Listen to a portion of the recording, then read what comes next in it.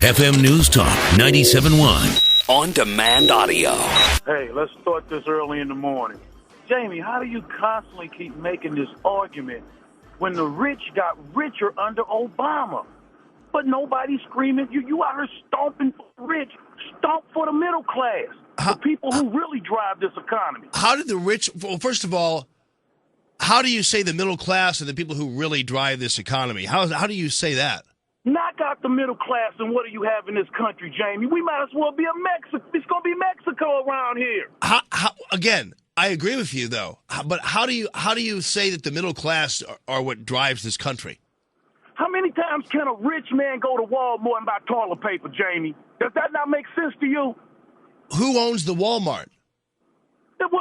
And who employs the people? See, I'm trying to figure out how you can constantly attack the wealthy. I'm not quite sure what your beef is. My beef is this right here. You go on the boat. You got the penny slots and you got the high roller room. Right. Go on the boat. Okay, then. If my money, I can't go in the high roller room. Well, boo-hoo. That's where the big money's been spent at. Right. Those guys, okay, they spending more. They got more to spend. Right, but why? But then why do you think that it's something then the government ought to be taking then? I mean, if they want to spend it on the boat, then that's great. From, Jamie. You can't get no money from a poor man. Poor man ain't got nothing to offer.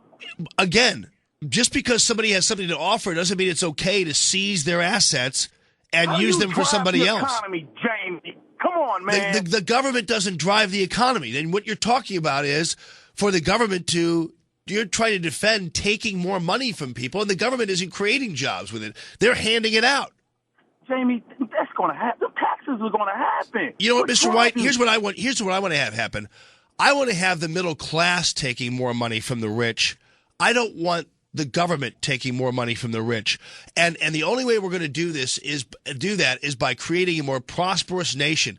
And so I want more people to have more money. I don't want the government to have more money. And so that's all I'm saying is an expansion of the middle class. If the middle class is so important, the expansion of the middle class will come if you allow the wealthy to continue on without having the government suffocate them and take their assets. That's all I'm saying. To get wealthier. Absolutely. To get richer. Because get more billionaires and more billionaires. Jamie, they don't care about the working class. They own companies. Are you kidding? They employ the working class. Jamie, they don't care about the working class. Look at the shape the country is in. But it's not 2% that owns all the wealth. Right, but this country isn't in the shape it's in because of the wealthy. How can you say that?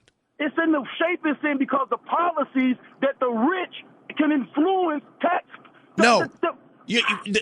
Mr. White, the country. All about influence. The country isn't. You're saying the country is in bad shape because the government doesn't have enough money to hand out to people? No, because the country's in bad shape because big business runs this thing, and Jamie, they're not going to give us a first shake. Money runs this world. People are being laid off, Mr. White, and people are being fired, and people are remaining unemployed because the wealthy in this country who actually hold the bag are being told that more of their money is going to be taken and that the terrain in the future, as long as Obama's around, is going to be more seizure of their assets. So why would you, as a person with money, invest in equipment and people if you know that the government is going to be on your back even more in the coming years? It's a matter of common sense. Yes, it is. When the country, you know that's not Mr. what White, it is. the country, it's way more than that. Mr. White, the country is in the shape it's in because our prosperity and growth has been diminished. Going that way for the last 25 years. That doesn't make it any different. It doesn't make it any less of a problem. It's not going to get any better with a Republican in there. I can assure you that. Well, hopefully it will. Now, here's the thing. It's interesting you pointed this out. No hope for how long? Right, Mr. White. It's interesting you point this out because you actually proved my point about the Republicans because Jamie, wait, neither one of us talking about none right now because none of that's going to happen. Okay. What you talking about? All right, thank you. What I was trying to say before I was interrupted was that Mr. White is proving my point. Republicans and conservatives have fallen into the same trap, assuming that taking more from the wealthy is going to actually help this country, and it's not. And so Mr. White points out accurately that the diminishment of our prosperity and growth has been taking its shape for the past 20 or 25 years.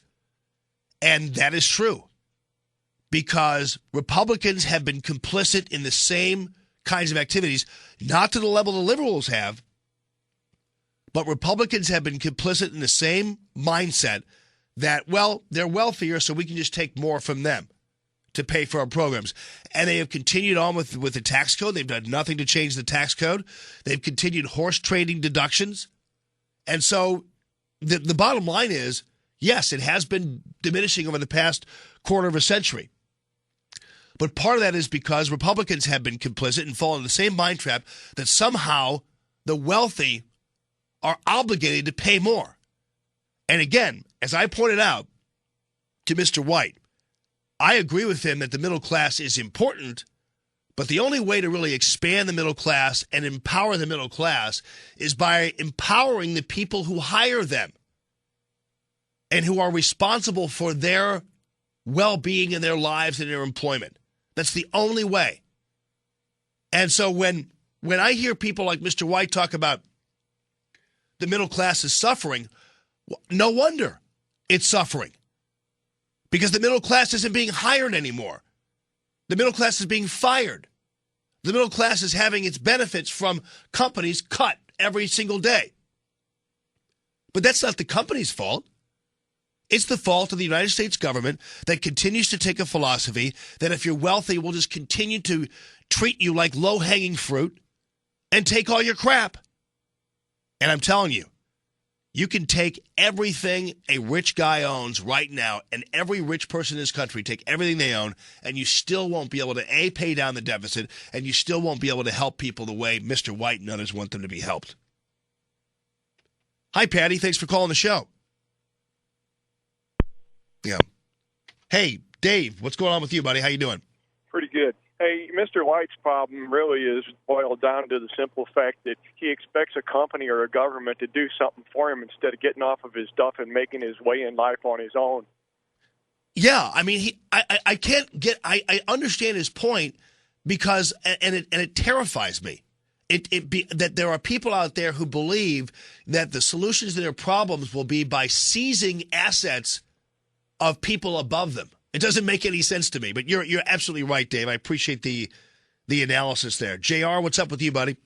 Hey, how are you doing, Jamie? Love fine, seeing you Dave. on the TV the other night. You did great. Thanks, buddy. I appreciate that. I had a lot of fun. Yeah, it looked like you did. I'm very middle class. I've been self-employed for the last 35 years of my 53 years. And, it's a risk every day. And this Mr. White just does not get it. I agree with your last caller. This is a guy that doesn't want to put any skin in the game. He wants it handed to him. I've got a business, as an example, I've got a business model that I was ready to roll out prior to the last election, but was reluctant to because I wanted to see who got in. Now that I know that who was in, and I knew it would be more of a high-tax, high-spend type of agenda, this thing's just been put on the shelf. And now I'm starting to dust it off and feel optimistic that I might do some things. Should Romney get in, I feel confident that there's going to be some changes in the economy. And this is a business model that can produce up to about 150 to 175 jobs immediately. Good for you, buddy. Wow. I mean, and people like you are the engines of our economy. And, when Mr. White talks about the middle class, there are people like you who have small businesses. There are people like a guy named Terry who I ran into yesterday. And he's a manufacturer, but what he does is he refinishes metal. Right. And he says, right now, I've got two things that are hovering over me that I employ like 15 people, and I might have to let half of them go because of chromium and nickel regulations by the EPA. Exactly. I mean, and this business model I've got is going to be regulated, and I've already had to, I guess taking time off was good because I've been able to kind of weed through all the regulations that I'll have to go through. So my startup will be a little bit faster. But I've got a 3-ring binder. And when we talk a 3-ring binder, we're not talking about a half-inch ring. We're talking about 2.5-inch diameter rings with about 45 dividers in there of all the different entities I've got to check into and do a punch list. And on top of it, I'm risking the equity in my home. I'm risking everything I've worked my ass off for, to do this. I'm not asking for a handout to do it. He's talking about going to the boat and playing the high roller thing. Hey, do the high roller thing out there and hang a shingle and do your own thing. There you go.